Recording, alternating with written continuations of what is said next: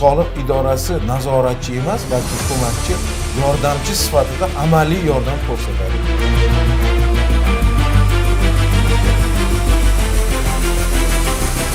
Sizlarni kuratorlaring bugun olib borayotgan ishdan siz rozimisiz?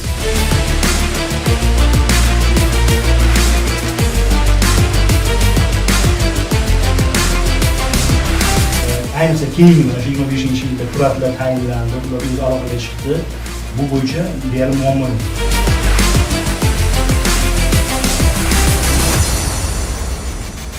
Bizga biriktirilgan Baxtiyor aka Hamidov to'g'ri xizmat ko'rsatyapti.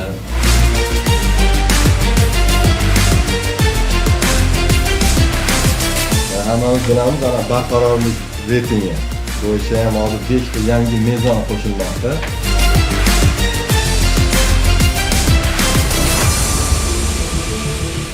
Bizning barqarorlik reytingimiz adolatli qo'yilgan.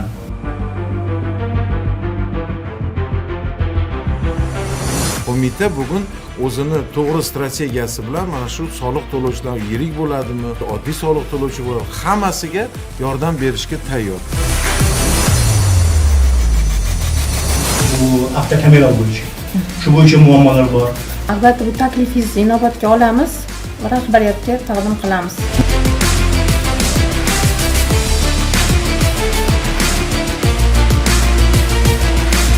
Men tovar bermay tutayim berdimmi? Men yashira olmayman endi. Soliq to'lovchilar tomonidan berilgan takliflar asoslantirilib berilsa, bu masala kelgusiga chiqmaydi. Va bevosita mana shu inspeksiya rahbariyati, shaxsan o'sha Mirzayev Mubin Muhiddinovich va bizning raisimiz, tashkilotchi.